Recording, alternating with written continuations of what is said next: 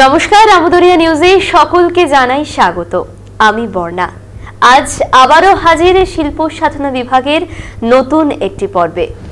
আর আজ আমাদের সাথে আমদরিয়া স্টুডিওতে যিনি রয়েছেন তিনি হচ্ছেন সুবীর দাস, সঙ্গীত শিল্পী সুবীর দাস। তিনি কোচবিহারের বাসিন্দা। পেশায় তিনি স্টেট ব্যাংকের ইন্সপেক্টর ছিলেন, তার আগে ব্রাঞ্চ ম্যানেজার ছিলেন, কিন্তু তিনি নেশায় কিন্তু একজন সঙ্গীত শিল্পী। আজ আমরা পেয়ে গেছি আমাদের স্টুডিওতে সঙ্গীত শিল্পী সুবীর দাসকে। আপনাকে আমাদের স্টুডিওতে স্বাগত। প্রথমে বলি স্যার, কেমন আছেন বলুন? আছি তো ভালোই, এখানে আরো বেশি ভালো লাগছে। একদম। তো সঙ্গীত শিল্পীকে যখন পেয়েছি, তাহলে আজকের আমাদের এই আড্ডাটা সঙ্গীত দিয়েই হোক। একটা ছোট্ট দুকলি গান আমরা শুনতে চাই আপনার কণ্ঠে। আমি যে গানটা করবো না, এই গানটি মান্না দে নিজের জন্য শুরু করেছিলেন, কিন্তু পরবর্তীতে সম্ভবত কেয়ার সাইকেলকে দিয়ে করিয়েছিলেন। কিন্তু তারপরে মান্না দে এই গানটিকে উনি এত ভালোবাসতেন যে পরবর্তীতে উনি মানে আবার নিজের জন্য রেকর্ড করেন গানটা। আচ্ছা।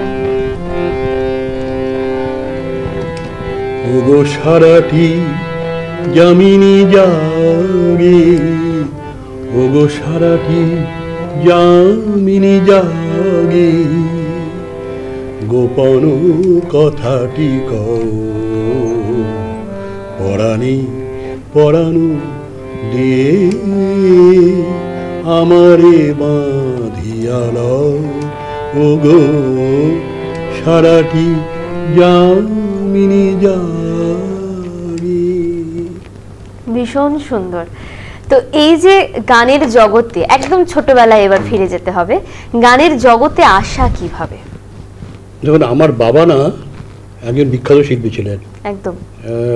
তিনি বেতার দূরদর্শন শিল্পী ছিলেন। HMV-তে তার জীবনীও বেরিয়েছে। বাবা আকাশবাণীর, তখন তো শিলিগুড়ি এখন যেমন, তখন কার্শিয়াং ছিল, তখন দুজন শিল্পী প্রথম গান করতেন। একজন সত্যেন্দ্রনাথ রায়, উনি সম্পর্কে প্রাক্তন কুচবিহারের প্রাক্তন MP অমর রায় প্রধানের মামা, আর আমার বাবা, এই দুজনই তখন গান করতেন। তারপরে সত্যেনবাবু তো মারা যাওয়ার পরে বাবা তখন শিল্পীতে চলে আসার পরে বাবাই শিলিগুড়ির প্রাচীনতম শিল্পী ছিলেন। তো বাবা মূলত লোকসঙ্গীত করতেন, পরিচিতরা তাই ছিল বিভিন্ন ধারায়। বাবা ভার্সেটাইল সিঙ্গার ছিলেন, বিভিন্ন ধারায় উনি গান করতেন। তো আমাদের বাড়িতে না ওই অনেক মুড়ি শিল্পী আসতেন। তো পূর্ণদাস বাউল থেকে শুরু করে এটি কানন, এরকম অনেক বড় বড় শিল্পী আমাদের বাড়িতে আসতেন। অনেক তবলাবাদক আসতেন, বাঁশি বাদক আসতেন। আমরা ওদের গানগুলো শুনতাম। তাই একটা গানের পরিমণ্ডলের মধ্যেই আমি বড় হয়েছি আর কি। একদম ছোট থেকেই গান শুনে শুনেই মানে কখন যে আর কি হারমোনিয়ামটা হাতে নেওয়া হয়ে গেছে এটা ঠিক বলা যাবে না আর কি। মানে বাবার হাত ধরেই কি প্রথম গানের শুরু? তাই তো? অবশ্যই বাবার হাত ধরে। যে স্বর সাধনা বা বাবাকে দেখেছিলাম বিভিন্ন ধরনের। বাবার মেমোরি খুব স্ট্রং ছিল। বাবা খাতা না দেখে বাবা ঘন্টার পর ঘন্টা গান করতেন। সেটা কিন্তু আমিও খাতা না দেখেই গান করি বাবার মতন। এই জন্য বাবার থেকে বাবা খুব ভালো কীর্তন করতেন। আচ্ছা। বাড়িতে তখন আমরা তখন হলদিবাড়িতে ছিলাম, খুব ছোট। তো তখন খুব হই রই রই পড়ে গেল। জিতেন বসাক সম্ভবত এক মানে কীর্তনিয়া ভদ্রলোক, উনি আসবেন আর কি। তা উনি আর কি আসছেন আমাদের ইয়েতে আর কি। তা উনি আমাদের বাড়িতেও এসেছিলেন আর কি, ওখানে কীর্তন করবেন, খুব নাম করা আর কি। তা সেই ব্যাপারগুলো মানে তখন দেখি বাবা কীর্তনে ভর্তি। বাবা দেখি সমান তারে ওদের সাথে কীর্তন গেয়ে যাচ্ছেন। আর বাবার সাথে পূর্ণদাস বাউল, তারপরে প্রহ্লাদ ব্রহ্মচারী, পূর্ণদাস বাউলের সহধর্মিনী মঞ্জু দাস, আর্য চৌধুরী, প্রত্যেকে খুব সক্ষতা ছিল। ওরা আমাদের বাড়িতে আসতেন। একদম। মানে সঙ্গীত শিল্পী, বিভিন্ন শিল্পীদের সান্নিধ্য নিয়ে ছোট থেকে বড় হয়ে ওঠার, সেই থেকে শুনে শুনে খানিকটা যেন হয়ে যায়, তাই না? একদম। তো পরবর্তীতে আপনি কোন কোন গুরুর সান্নিধ্যে এসেছিলেন? আমি মানে কি, আমাকে বাবা বলেছিলেন কি যে আমি যখন মাধ্যমিক দিই, বাবা আমাকে বলেছিল যে তুই মানবেন্দ্র মুখার্জির কাছে গান শিখ। প্রথমে আমি মানবেন্দ্র মুখার্জির গানে বেশি করতাম। তো পাওয়ার খুব ইচ্ছে ছিল, তো বিভিন্ন করে যাওয়া হয়নি আর কি। তারপর যখন আমি কলকাতায় গেছি তখন তার উনি আর নেই আর কি আমাদের মধ্যে। তাই এটা একটা আক্ষেপ রয়ে গেছে। তো আমি কলকাতায় যখন গান শিখতে গেলাম, তো আমি যেখানে চাকরি করতাম সেখানে আমার সাথে আমার সহকর্মী ছিলেন আর কি, ইস্ট বেঙ্গলের ক্যাপ্টেন ওই শ্যামল ব্যানার্জি, মোহনবাগানের ওই প্রসূন ব্যানার্জি যিনি এখন এমপি, ইস্ট বেঙ্গলের গোলকিপার ভাস্কর গাঙ্গুলি, এদের সাথে আমি কাজ করেছি পাশাপাশি বসে। তা ওরা ওখানে না খুব প্রচুর স্টাফ, তো 500-র মতো স্টাফ ছিল। ওরা আমাকে বলতো যে ওখানে মাসে মাসে ফাংশন হতো, তা আমাকে বলতো যে তুমি ভালো গুরুর কাছে গান শেখো। তা আমি গেছিলাম সুকুমার সমাজপতি, মোহনবাগানের যে ক্যাপ্টেন ছিলেন, উনি খুব দিকপাল সঙ্গীত শিল্পী এবং ওনার ছেলে তো সন্দীপন সমাজপতি খুব নাম করা। তা শ্যামল ব্যানার্জি আমাকে ওনার কাছে ফোন নাম্বার দিয়েছে। আমি একদিন ওনাকে ফোন করলাম, উনি আমাকে খুব ধমক দিলেন, কে বলেছে তোমার ক্লাসিক্যাল শিখতে। তারপরে আমি গেলাম, আমি একটা ফাংশানে গান করলাম, সম্বর্ধনা সভা ছিল, ওই ইন্দ্রাণী সেনের মা সুমিত্রা সেন আর বিদুষী পূর্ণিমা চৌধুরী, দুজনেই আমাদের মধ্যে নেই আর। তা তখন আমি নজরুলগীতি করে নামছি, তা আমাকে এসে উনি ডাকলেন, বাবা তুমি তো নর্থ বেঙ্গল থেকে এসে বেশ ভালোই গান করলে। মৌলারি যুব কেন্দ্রে আর কি গান হচ্ছিল। তখন আমি ওনার নাম্বারটা নিলাম, উনি বলে তোমার কোনো প্রয়োজন হলে আসবে। তা ওনার কাছে আমি একদিন ফোন করলাম, উনি বললেন আমি তো কোনো ছেলেদেরকে গান শেখাই না। আমি আবার আশাহত গেলাম। তারপরে আমি সোমনাথ মুখার্জি বলে আমাদের ব্যাংকের একজন স্টাফ, ওনার কাছে, উনি দক্ষিণেশ্বরে থাকেন, ওনার কাছে কিছুদিন তালিম নিলাম। তারপরে আমি কুবের সেনগুপ্ত বলে, উনি তারাপদ চক্রবর্তীর উনি ছাত্র আর কি, উনি আমাকে বোধহয় উনি এত স্নেহ করেন মানে যেন আমি ওনার নিজের সন্তান আর কি, একদম। আমি এখনও যাই ওনার কাছে গান শিখতে। তারপরে আমি দেখলাম কি আমার প্ল্যান বি ছিল যে আজকে আমি হয়তো যে আফটার রিটায়ারমেন্ট যদি গান করতে না পারি, বয়স হয়ে গেলে তো ভোকাল কর্ড পারমিট করবে না, তখন আমি বেবিদা বলে যে মান্নাদের সাথে যে পিয়ানো অ্যাকর্ডিয়ান বাজাতেন প্রতাপ রায়, তার কাছে গেলাম তালিম নিতে পিয়ানো অ্যাকর্ডিয়ানের। তারপরে গেট ইস্টার্ন হোটেলে একজন বাজাতেন প্রদীপ মুখার্জি, ওনার কাছে কিবোর্ড আর স্প্যানিশ গিটারের তালিম দিলাম। তারপরে আমি গেলাম ইয়ের কাছে, এখনও যাই আর কি, পণ্ডিত সমরেশ গাঙ্গুলি, আমার চেয়ে বয়সে ছোটো উনি মান্নাদের সাথে ভারত আমার ভারতবর্ষ, তারপর তিলোত্তমার যে গোলাপের ওলি আছে এই গানগুলো উনি বাজিয়েছিলেন। তা উনি জ্ঞানপ্রকাশ ঘোষের ছাত্র, তা ওনার কাছে আমি তবলার তালিম নিতে যাই এখনও আর কি। তা এই হচ্ছে আমার ইয়েতে। আর আমার সঙ্গীত জীবনে সবচেয়ে বড় যেটা আমার পাওনা, যেটা আমি কোথাও বলার সুযোগ পাইনি, সন্ধ্যা মুখার্জি। আচ্ছা। মানে ওনার তবলাবাদক আর আমার তবলাবাদক কমন ছিল। আচ্ছা। আর উনি থাকতেন ওই লেক টাউনে, আমি থাকতাম টালিগঞ্জে। তা উনি আমার গানগুলো ওই আমার তবলাবাদক নিয়ে গিয়ে, সুখরঞ্জন নাম, ওই দিদি এই সুবিধা গান করেছে, তারপরে উনি গানগুলো এখানে কারেকশন করে দিতেন, বলে এইভাবে গাইতে বলবেন। এটা একটা বিরাট পাওয়া। তারপরে একদিন সন্ধ্যা মুখার্জি উনি আমাকে একদিন অফিসে ফোন করলেন, আচ্ছা ভাই একটা কথা জানার ছিল, আপনি ব্যাংকে কাজ করে কি করে গান করেন? একদম এই প্রশ্নটা আমিও ভাবছিলাম। এটা তারপরে উনি না, ওনার কাছে আমি অনেক কিছু পেয়েছি। তা মানে তখন তো করোনা, তারপরে সময় কলকাতা যাওয়া কমে গেছিলো আমার। তা উনি আমাকে মানে মারা যাওয়ার এই 3 মাস আগেও বলছে, মানে আমার কথা বলেছে, উনি আসেন না কেন, একবার দেখা করতে হবে। কিন্তু এই আফসোসটা আমার খুব রয়ে গেছে আর কি। একদম। তো এই যে উনি যে প্রশ্নটা করেছিলেন তার উত্তরে কি বলেছেন আপনি? উত্তরে মানে কি, আমি না একজন আমার জন্য ব্যাংকের একজন স্টাফ ছিল, সে পড়াশোনা খুব ভালো আর কি, পুরুলিয়াতে পোস্টেড ছিলাম। তা ও দেখো টিউশন করতো, গানে টিউশন, পড়া টিউশন, তারপরে বিভিন্ন সংস্থার সাথে যুক্ত ছিল। তাই আমি বললাম আপনি কীভাবে এটা করেন?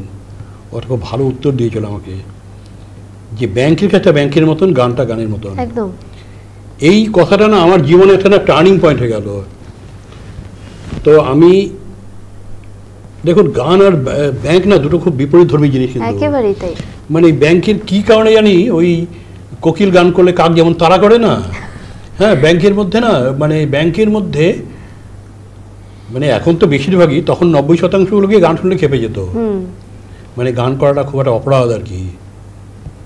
হ্যাঁ, কিন্তু তার মধ্যে আমি একটা ফাংশানে গান করেছি, ব্যাংকের একজন অ্যাসোসিয়েশনের লিডার আমাকে বলছে, হ্যাঁ তুমি ফাংশন করে বেড়াচ্ছ কেন? আরে বাবা, আমি ফাংশন করে বেড়াচ্ছি অফিস টাইমের পরে, সেটা তো ওদের আপত্তি। আপত্তি। হ্যাঁ, এই ব্যাপারগুলো ছিল। কিন্তু আমি খুব ভোরবেলা উঠে আমি রেয়াজ করতাম। আমি অফিস গিয়ে অফিস থেকে যে জামাটা পরে অফিস যেতাম সেই জামাটা না আমি পরে মানে হারমোনিয়াম স্পর্শ করতাম না। আচ্ছা, এটা ছিল আমার একটা নীতি ছিল আর কি। একদম। তো ব্যাংকে তো প্রচুর কাজ থাকতো, প্রচুর। তো সেই কাজগুলোকে সামলে এই যে ভোরবেলা উঠে রেয়াজ করা, তারপর সারাদিন অফিসের একটা স্ট্রেস, এত কাজের প্রেশার, সমস্ত কিছুর পরে গিয়ে কোথাও গিয়ে কখনো মনে হতো না যে আমি ভীষণ টায়ার্ড হয়ে গেছি, এবার না দেখো, গান করলে না কেন জানি এই হারমোনিয়ামটা ধরলে পড়ে না, তখন ক্লান্তি বলে কোনো শব্দ থাকে না। আমি আপনাকে বলছি শুধু, আমি যখন মানে যে গান করতে গেছিলাম ইয়েতে, আমি টালিগঞ্জে চাকরি করতাম। টালিগঞ্জ থেকে আমাকে মেট্রো ধরতে গেলে অটো করে যেতে হতো। তারপরে দমদমে নামতাম, দমদম থেকে আমাকে নাগের বাজার যেত, নাগের বাজার থেকে আমার ওখানে একটা গোলপাড় বলে জায়গা আছে, সেই গুরুগাছে যেতাম গান শিখতে। তারপরে আমি যখন রাত্রে বাড়ি ফিরতাম, ওই লাস্ট ট্রেনে আমি যাদবপুর আসতাম, যাদবপুর থেকে হেঁটে আসতে হতো টালিগঞ্জ, প্রায় 40 মিনিট মতো হেঁটে আসতাম। তখন এই আমার সাথে দু একজন সহযাত্রী আর কত লোক কুকুর ছিল পেছনে পেছনে তাড়া করতো, কিন্তু আমি কিন্তু ওর থেকে সরে যাইনি। যে ব্যাংকে আমি বঞ্চিত করে কিন্তু আমি গান করিনি, বিবেকের কাছে আমি খুব পরিষ্কার আর কি। একদম। তো এই গানের জগতে আসা, বাবার হাত ধরে শুরু, তারপর এত মানুষের সান্নিধ্য পাওয়া। তো গানের জগতে আসার পরে প্রচুর জায়গায় অনুষ্ঠান করেছেন। তো একটু আমরা তেতো, ঝাল, মিষ্টি সব ধরনের অভিজ্ঞতাই আপনার থেকে শুনতে চাই। প্রথমে মিষ্টি দিয়েই শুরু হোক। আমি নাগপুরে গান করেছিলাম। আচ্ছা। যেটা আমার জীবনে, এই কথাটা না আমি কোনদিন ভুলবো না। নাগপুরে গান করতে গেছিলাম, ব্যাংকের প্রোগ্রাম ছিল। আচ্ছা। তা আমি গান করতে গেছি, তা আমাদের তখন একটা, আমাদের মধ্যে না, বাঙালিদের মধ্যে একটা ভাব থাকে যে আমরা আমাদের খুব ভালো গান জানি। কিন্তু আমি মহারাষ্ট্রে গিয়ে আমার একটা ধারণা হয়ে গেছে যে ওরা আমাদের চেয়ে অনেক বেশি ভালো গান জানে, এবং ওরা শিল্পীকে সম্মান কীভাবে করতে হয় সেটা মহারাষ্ট্রে না গেলে দেখা যায় না, এত ভালো ওরা আর কি। তা নাগপুরে একটা ফাংশন করে একটা গান করেছি আর কি। তা অনুষ্ঠান শুরুর আগে বলছে যে আমাকে যে ইন্ট্রোডাকশন দিচ্ছে, this gentleman has come from the soil of Manna Dey. হ্যাঁ, যে আমি মান্নাদের বাংলার থেকে গেছি গান করতে, এইটা একটা বিরাট কিছু। হ্যাঁ, এই ধরনের সম্মান আর কি। একটা জিনিস না আমার না বললে হয় না, একটা না গান আছে যে অনেকে আমরা বলি শঙ্খবেলা গানটা মান্নাদের প্রথম গান, তা কিন্তু নয়। মান্নাদের প্রথম গান হচ্ছে অমর ভূপালীতে। আচ্ছা। তাই অমর ভূপালী হচ্ছে কন্নড় ভাষায়, তারপরে মারাঠি ভাষায়, বাংলা ভাষায়, বিভিন্ন ভাষায় হয়েছে। এটা কৃষ্ণের একটা ভজন কেন্দ্র করে গানটা। তো ওই ভোপালী একটা রাগ আছে আমাদের, যে সারেগাপা ধাসা। তো সেই ভোপালী রাগ কিন্তু সারা ভারতে সবখানে সন্ধ্যেবেলা হয়, কিন্তু মহারাতে সকালবেলা হয়। আচ্ছা। এটা একটা অদ্ভুত জিনিস আমি ওখানে গিয়ে জানলাম। তা ওখানে দেখতাম ওই সকালবেলা ভোপালী রাগ বাজছে। তা একটা গান আছে, আমি গানটা দুটো করি আমি শোনাচ্ছি, পরে গৌরী প্রসন্ন এই গানটাকে বাংলা অনুবাদ করেন এবং সেটা বাংলাতেও করেন। এই গানটি মান্নাদে লতার সাথে করেছিলেন, লতাজির সাথে। ঘন শ্যাম সুন্দর শ্রীধর অরুণ জালা, উঠো তরা করি বনমালী, বনমালী, উঠো তরা করি, উঠো বনমালী উদয়া, চলো তীর্থ হালা, ঘন শ্যাম সুন্দর। এই গানটি আলা আলয় আর কি, ঘর। মহারাষ্ট্রে আলা, মহারাষ্ট্রে না গান করা খুব আমি মারাঠি ভাষা জানি আর কি, মারাঠি ভাষা গান করতে পারি আর কি, মারাঠি গুজরাটি, ওখানে চাকরি করেছি তো ওই জন্য। তা মহারাষ্ট্রে না যে ওষ্ঠবর্ণ উচ্চারণ খুব ওষ্ঠবর্ণ, দন্তবর্ণ, প্রত্যেকটা উচ্চারণ কিন্তু ওরা কিন্তু পারফেক্টলি করে। একদম। এবং যেহেতু দেবনাগরী ভাষার থেকে এসছে না, যেমন মানে এটা বলি, যেমন চ, চটাকে স বলে উচ্চারণ চেঞ্জ হয়ে যাবে, ঝটাকে ধ বলে উচ্চারণ চেঞ্জ মানে না মানে চেঞ্জ হয়ে যাবে একদম। হ্যাঁ, তা খুব যেমন ধরুন ওরা যে যুক্তক্ষকে স বলে, যেমন একটা ভজন আছে ঐহিক সুখে শনিকা মনুষা, মানে আমরা যে ঐহিক সুখ যেটা ইহলৌকিক যে সুখ সেটা ক্ষণিকের মনস্কামনা এটা পূরণ করে আর কি। তা গানটা এরকম কেদার রায় করেছে, ঐহিক সুখে শনিকা মনুষা, খটা কিন্তু স উচ্চারণ আছে, শনিকা মনুষা হরি যশ কীর্তন। এটা হচ্ছে কেদার আগে করেছেন, এটা মান্নাদে করেছেন। এবং মান্নাদের কিন্তু গুজরাটি গান আছে, তার যে উচ্চারণ গুজরাটি অত ভালো উচ্চারণ করতে পারে না একদম। তো এই হলো আপনার একটা মিষ্টি অভিজ্ঞতা, নাগপুরের ঘটনা।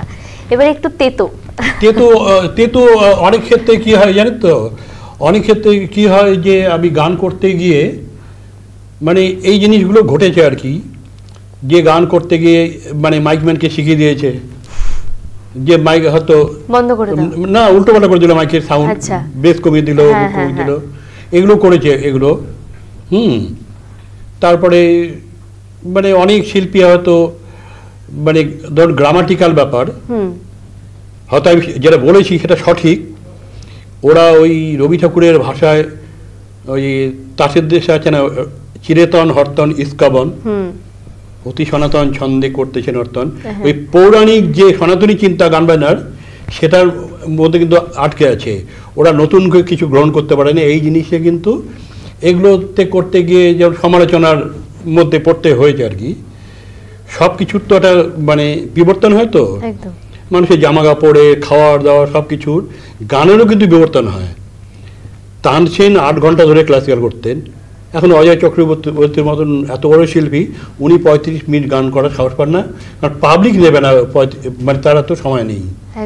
তা গানে যে বিবর্তন হয়, তা এর মধ্যে একটা ফাংশনে গেছিলাম, তা প্রত্যেকে না মানে খুব রিসেন্ট যেটা বলছি, যে গান করতে গেছি মানে আমাকে ইনভাইট করেই নিয়ে গেছে, তা ওরা দেখি মানে নিজেরা মানে একজন আমাকে বললো যে আমি ডুয়েট গান করবো, সে আর ফোন ধরলো না, সে নিজেই কিন্তু রিহার্সেলও দিয়ে নিল নিজের থেকেই, দাদা ডুয়েট গানটা কিন্তু করবো।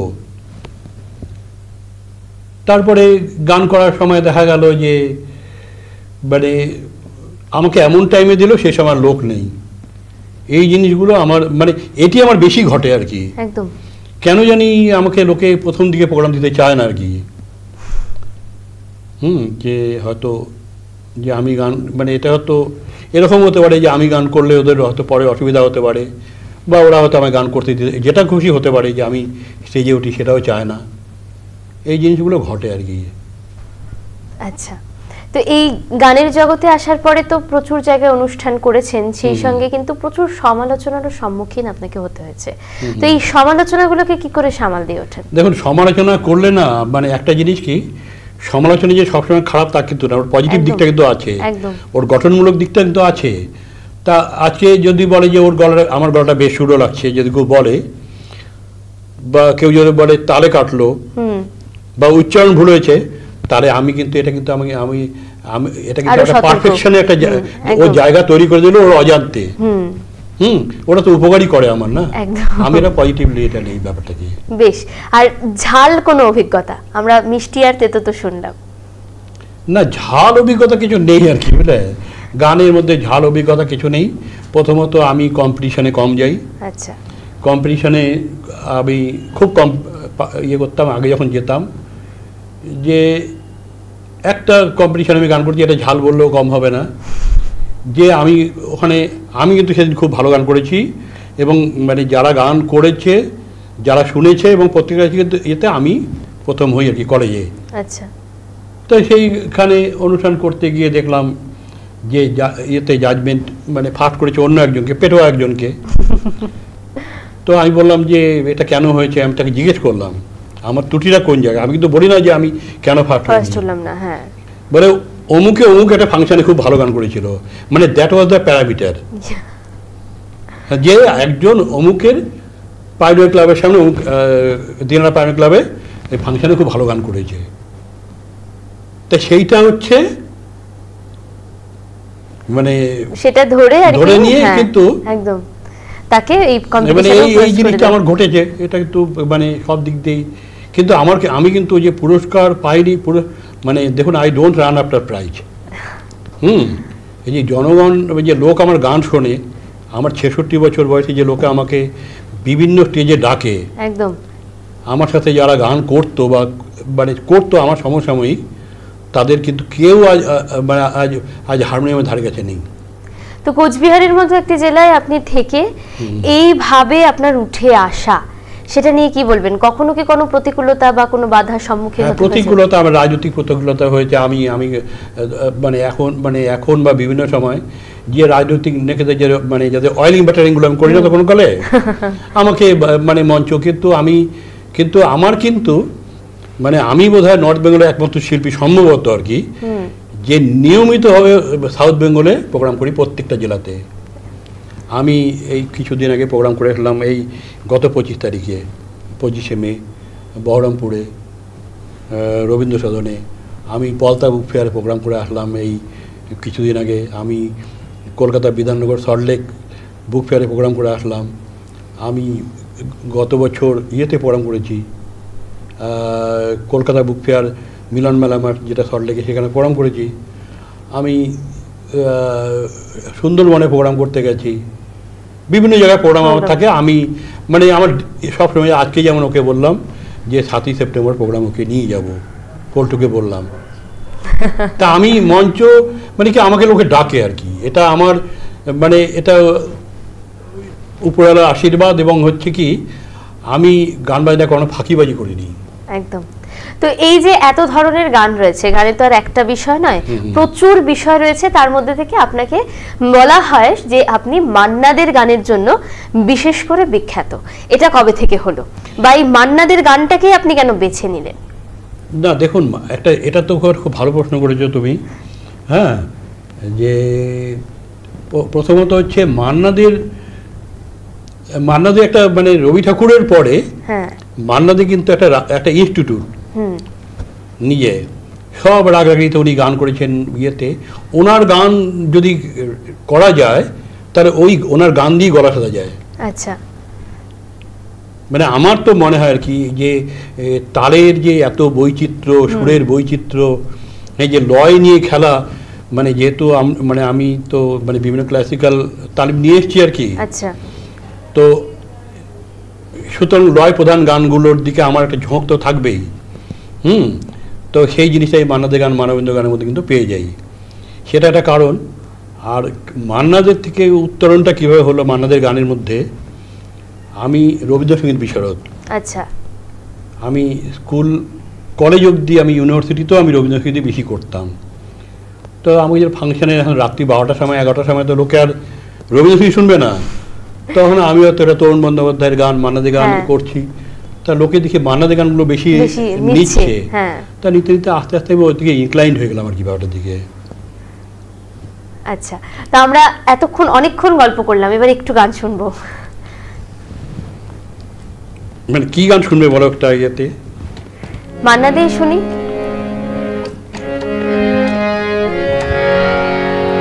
একটা নজরুল করে অসুবিধা আছে, এই মাঠে নজরুল ছিল নাকি, না মান্নাদি করবো? না, আপনার ইচ্ছে, আপনি নজরুল শোনান। তারপর আপনার কাছ থেকে একটু আগে যেটা বলছিলেন ওই যে মারাঠি ভাষার যে গান, সেটা কিন্তু দুকলি আমরা শুনতে চাই। পর জন্মে যদি আসিয়ে ধরায় ক্ষণিক বসন্ত যেন না ফুরায়, পর জন্মে যদি। এবারে তাহলে আপনার কাছ থেকে একটু এই মারাঠি ভাষায় যে গান, সে গান শুনতে চাই, যদি আপনার কোনো অসুবিধা না হয়। না, কোনো অসুবিধা নেই। কেদার আগে করেছে গানটা। ऐहिक सुख है, ऐहिक सुख है, शनि का मनुषा, हरि जश कीर्तन ऐक बार। ऐहिक सुख है, शनि का मनुषा, हरि जश कीर्तन ऐक बार। नंद सुता से सर्प लार के, आनंद सुध भिद बिलवार। ऐहिक सुख है, शनि का मनुषा, हरि जश कीर्तन ऐक बार। मेरा पागलिया भीम बाह से, परम धाम सुख पांडुरंग है। जन्म मरण भय उठने ये थे, श्री वैकुंठ की पंडरिये। ऐहिक सुख है, शनि का मनुषा, हरि जश कीर्तन ऐक बार। ऐहिक सुख है। ভীষণ সুন্দর, মন জুড়িয়ে গেল।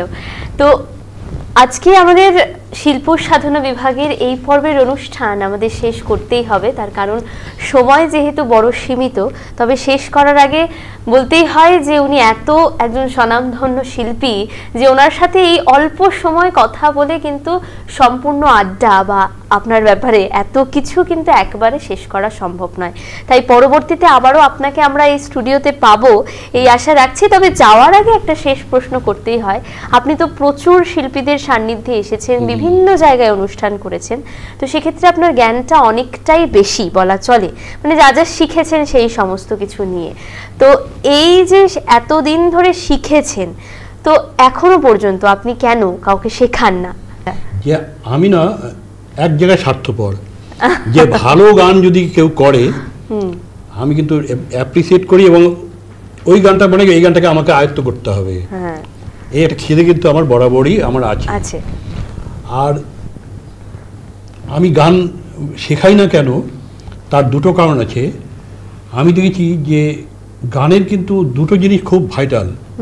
একটা হচ্ছে স্কেল নির্বাচন, তুমি যে স্কেলে গান করবে সেটা কিন্তু, বা আমি যে গান স্কেলে গান করব বা যে স্কেলে গান করুক, সেটা কিন্তু স্কেল নির্বাচন করে দেওয়ার দায়িত্ব কিন্তু গুরুর সঠিকভাবে। তা বেশিরভাগ গুরুর ক্ষেত্রে দেখেছি সে হয়তো সিতে গান করে বা সি শার্পে গান করে। এখন এ শার্পে হয়তো যে একটা মেয়েকে গান শেখাচ্ছে, এ শার্পে বা বিতে শেখাবে, ও না ওর যেটা কমফোর্টেবল স্কেল, গুরু তার নিজের স্কেলে গান শেখায়। এটাতে অনেক ছাত্রছাত্রীর কিন্তু খুব ক্ষতি হয়ে গেছে। আমি না সেই জায়গাটা আমাকে না খুব খুব মানে পীড়া দেয় ব্যাপারটা আমাকে। আর দুই নম্বর হচ্ছে কি, আমি না এখনো শিক্ষার্থী। হ্যাঁ, আমি এখনো শিক্ষকতার মানে করার পর্যায়ে আমি এখনো যাইনি আর কি। হ্যাঁ, মানে শিক্ষক হতে গেলে যে যোগ্যতাটা দরকার, আমার যারা অনেকে গান করে তাদের যোগ্যতা আমার চেয়ে বেশি জন্যই করে, কিন্তু গান শেখানোর মতন ধৃষ্টতা আমার নেই। বেশ, এখনো দাঁড়িয়ে উনি বলছেন গান শেখানোর মতো দৃষ্টতা ওনার নেই। বেশ, ভীষণ ভালো লাগলো স্যার আপনার সাথে কথা বলে। তবে অনেক কথাই অনেক প্রশ্ন মনে ঘুরপাক খাচ্ছে, কিন্তু সময়টা যে বড় সীমিত, তাই সব প্রশ্ন হয়তো আজ হলো না। তবে আবার আপনাকে আমরা পাবো এই আশা আমরা রাখছি। এবং সেই সঙ্গে বলতেই হয় শ্রী সুনীল দাসের সুযোগ্য পুত্র শ্রী সুবীর দাস আজ আমাদের সাথে আমদরিয়া স্টুডিওতে ছিলেন। উনি কিন্তু উত্তরবঙ্গের, শুধু উত্তরবঙ্গই নয়, দক্ষিণবঙ্গ এবং দেশের বিভিন্ন প্রান্তে ওনার এই সঙ্গীত কিন্তু পৌঁছে গেছে মানুষের ঠিক হৃদয়ে।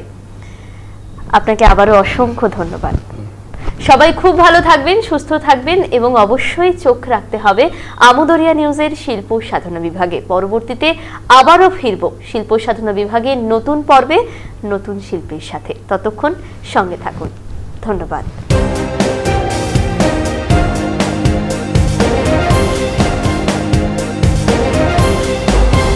আমদরিয়া ভিক্টোরিয়া নিউজ, প্রান্তজনের কণ্ঠস্বর।